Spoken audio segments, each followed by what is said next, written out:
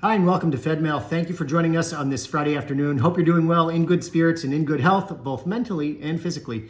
Thank you for supporting Jewish life in Central Mass and beyond, and for participating in all that our local community has to offer. So this past week, we had a few really nice programs, beginning with a gathering of the club. Alan Harris, a local community leader, oversees the club now. Some of you may be familiar with it. It was run by Jewish Family and Children's Service in the past.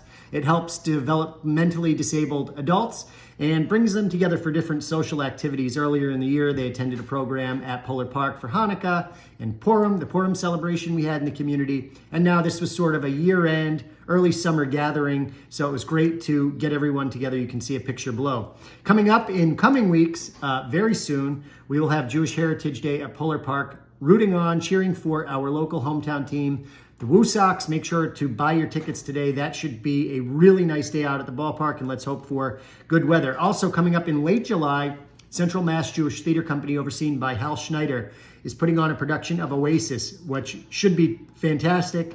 We're excited to be holding it at the JMAC building in downtown Worcester. We are looking for sponsors for that program. It would be great to add your name or your business's name to the sponsorship for it. And of course, we'd love to see you come out to the program itself. There are a number of nights and matinee shows taking place. Also, our young adult division, Yad, has a few upcoming programs. I believe a pool party is in order, maybe some blueberry picking if I'm not mistaken, but check out the calendar below. Yad is always very active. They do great stuff, and it would be good for all of the young people in our community to take part in it, and a lot already do. Also, the JCC is putting together a program with Tanglewood. That's happening later in the summer, and a trip to Morocco, Jewish Morocco. How cool, exotic, and fun would that be? So see the flyer below for it. Also, while we're talking about international things, make sure that you consider giving to our Ukraine Crisis Fund.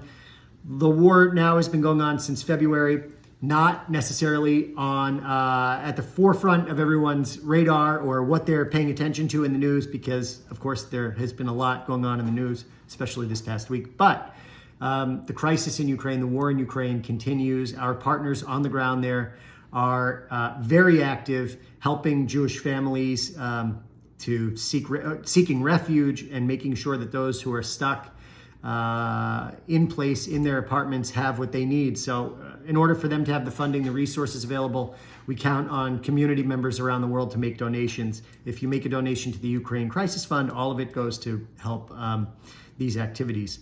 Also, this summer, now is a great time to be considering what you might be doing for Hebrew school next year. So a lot of our congregations have asked us to promote their Hebrew schools on their flyers, their religious schools. Check it out, enroll your kids. It's great, it's a lot of fun.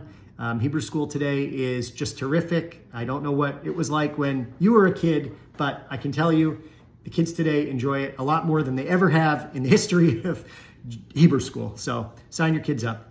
Okay, so this weekend, of course, is the 4th of July. On Monday, coming up, celebrating our nation's independence at a time of tremendous division in our country.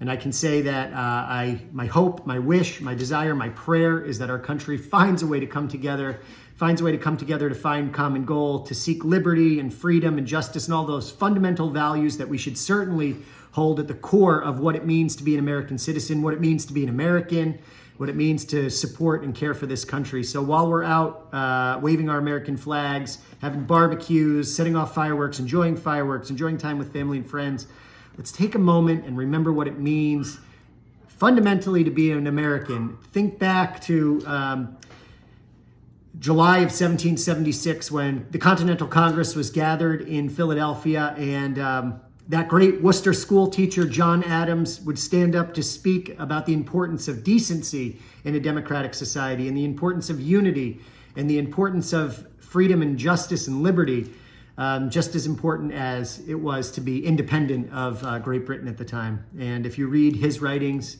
that's certainly what was said. And I happen to be in the middle of a John Adams biography by David McCullough, so you'll hear me quote him from time to time. This weekend also happens to be the yahrzeit of the Rebbe, one of the greatest, if not the greatest, Jewish leader in modern history. really revived and energized the Jewish spirit, the outreach efforts of the Chabad movement.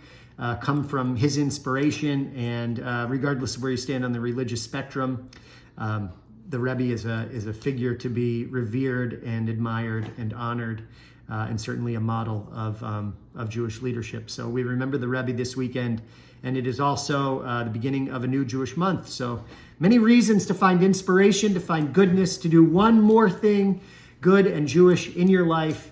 And this being Shabbat, I get to wish you a Shabbat Shalom on this very special Shabbat holiday weekend. Be safe, have a great time. God bless America, and good Shabbos.